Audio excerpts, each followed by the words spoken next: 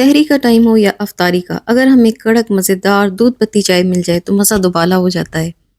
चाय बनाना तो सभी को आता है, लेकिन कुछ ऐसी टिप्स और ट्रिक्स होती हैं, अगर आप उनको फॉलो कर लें तो आप भी वैसी ही चाय बना सकते हैं जैसे हम होटल पे पीते हैं, जो बहुत ही लजीज बनती है, जिसको पीने के बाद देर तक उसका जायका हम महसूस करते हैं और इंजॉय करते हैं।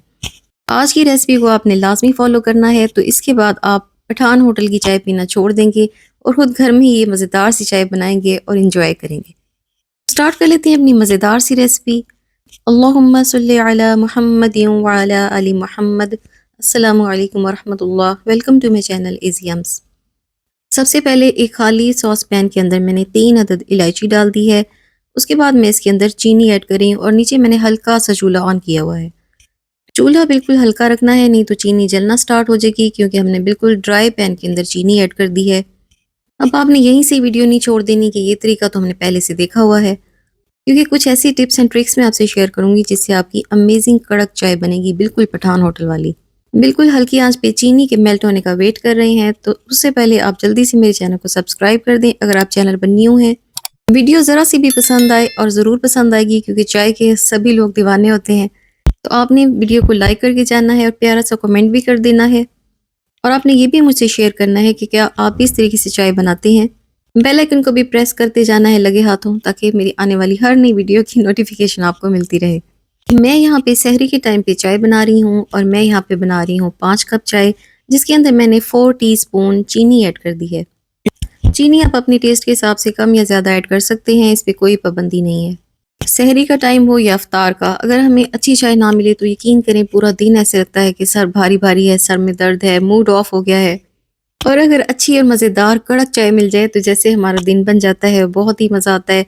चाय के पीने के जो शौकीन लोग होते हैं, उनको अगर एक कप भी अच्छा चाय का मिल जाए तो पूरा दिन अच्छा गुजरता है। चीनी मेल्ट हो चुकी है आपके सामने, और अब मैं इसके अंदर दूध ऐड कर रही हूँ। आँच को भी मैंने हल्का ही रखा हुआ है, आँच को आपने तेज़ नहीं करना, क्योंकि चीनी पेंदे में जैसे ही दूध हम डालते हैं तो वो सख्त हो जाती है, और अभी चीनी पेंदे के अंदर ही मौजूद है। तो मैं यहाँ पे 5 कप दूध ऐड कर दूँगी। इसी तरीके को फॉलो करते हुए चीनी और दूध आपने अपनी मर्ज़ी के हिसाब से ऐड करनी है, यानी जितने कप आपने दूध चाय बनानी है उतना दूध ऐड करें, और जितनी आपने चीनी पीनी है आप ऐड कर दें। और ये थोड़ी सी मलाई भी साथ ही चली गई थी दूध में।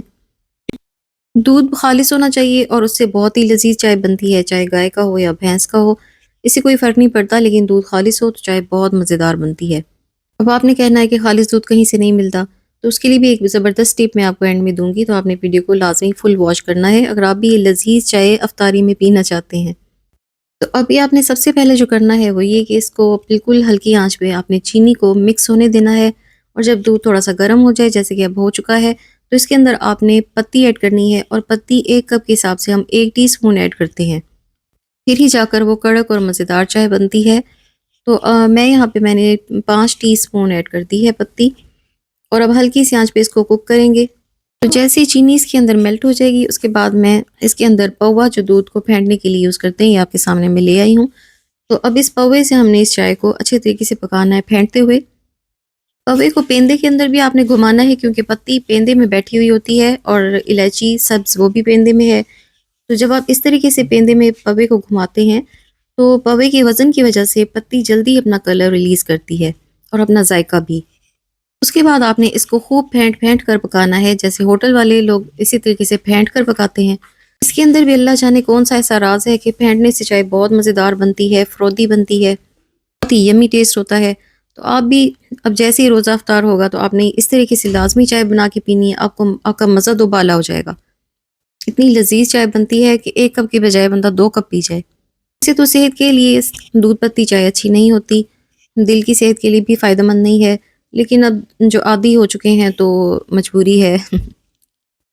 1 कप सुबह सहरी के टाइम में और 1 कप अफ्तारी के टाइम में तो पी जा सकती है। उन लोगों के लिए शायद बहुत ही नुकसानदेह हो जो बहुत ज़्यादा चाय पीते हैं, दिन में 10-10 12-12 कप्स चाय की पी जाते हैं। वो तो लाजमी दूध पत्ती चाय से अवॉइड करें, और जो मेरी तरह के हैं कि बस 2 कप दिन में पी लिए, तो वो तो पी ही सकते हैं। अभी मैं सहरी के टाइम पे बना रही हूँ, तो बस इसकी एक लास्ट टिप मैं आपको ये भी बताऊँगी कि इसको आपने पकाने के बाद कम से कम 5 मिनट के लिए ढक के छोड़ देना है, उससे और भी ज़्यादा इसका जायका इन्हेंस हो जाता है। और अगर आपका दूध पतला आ रहा हो, खालिस ना मिल रहा हो, तो फिर आपने इसके अंदर ड्राई मिल्क जो मिलता है वो आपने 1 से 2 टेबल स्पून भर के ऐड कर देने हैं। तो आपकी भी इतनी लजीज और गाढ़ी चाय बन जाएगी। अच्छा, आप लोग इसके अंदर एक दालचीनी का टुकड़ा और थोड़ी सी अदरक भी कूट कर ऐड कर सकते हैं, और सर्दियों में फ़ायदेमंद भी होती है, नज़ला ज़ुकाम से महफूज रहता है इंसान, और थोड़ा इसका कड़क फ्लेवर भी हो जाता है। लेकिन मुझे इसका बिल्कुल फ्लेवर पसंद नहीं है, मैं ऐसी चाय पीती हूँ। तो आप इसके अंदर वो भी ऐड कर सकते हैं। ये टिप मैंने आपसे शेयर करनी थी कि आप इसके अंदर छोटा सा टुकड़ा दालचीनी का इस जगह पे आप ऐड करेंगे जब चाय बिल्कुल फुल तैयार हो जाएगी। स्टार्टिंग में ही अगर ऐड कर दें तो फिर चाय कड़वी सी हो जाती है। दूसरा, अगर आप लोगों का दूध पतला आता है तो फिर आप इसके अंदर थोड़ा-सा ड्राई मिल्क ऐड कर दें, तो उससे इसका ज़ायका बहुत ज़्यादा बेहतरीन हो जाता है। इसी तरीके से फेंट-फेंट के पकाएँ, बहुत लज़ीज़ चाय बनती है। जब इसका फुल कलर निकल आए तो 5 मिनट के लिए इसको दम पे रख दें। लज़ीज़ चाय तैयार है। मिलते हैं किसी नई वीडियो में किसी नए टॉपिक के साथ। तब तक के लिए अल्लाह हाफ़िज़।